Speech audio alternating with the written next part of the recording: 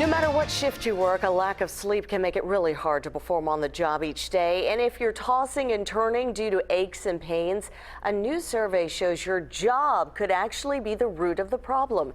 Here to discuss what to do to get a better night's rest is the sleep doctor himself, Dr. Michael Breus. Doctor, thanks for being here. So what kind of jobs are really causing workers the most pain?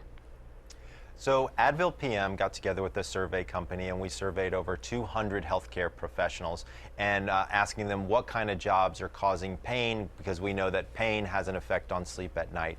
And some of the jobs were fairly obvious. Number one was construction worker, number two, mechanic. But some of the jobs weren't as obvious as you might imagine. Things like being an attorney or an IT professional or even a writer or journalist turns out to cause a pretty significant amount of pain, which is of course affecting somebody's sleep.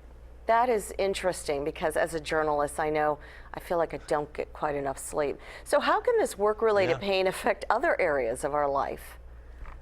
Well, we know that sleep affects every area of your life. Every organ system, every disease state, even every mental state is affected by your overall level of sleep. Just about everything you do better with a good night's rest. So, okay, so what's the bottom line to getting a good night's rest, especially if you are in pain?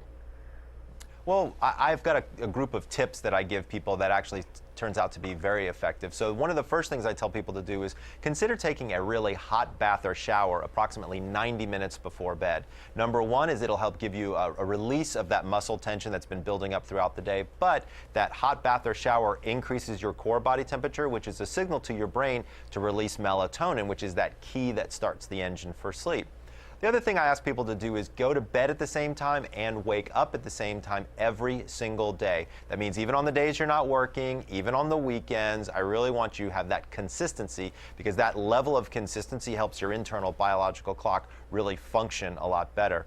For people who have specific pain, I often ask them to stretch those areas. So stretching your lower back, quadricep muscles, areas that can have a tendency to ball up or get a lot of tension in them are things we can stretch out before bed, which can also be very helpful. And here's one that a lot of people don't know, but getting approximately 15 minutes of sunlight in the mornings can be incredibly helpful for people, because what it does is it shuts off that melatonin valve in the morning, which is one of those things that makes you want to sleep in, feel a little groggy in the day, things like that. And if people are still having a problem after all of these tips and tricks, I often say, it's really good to actually use both a pain reliever and a sleep aid together. We know that it's critically important to actually treat both of them at the same time, and that's when I recommend things like Advil PM.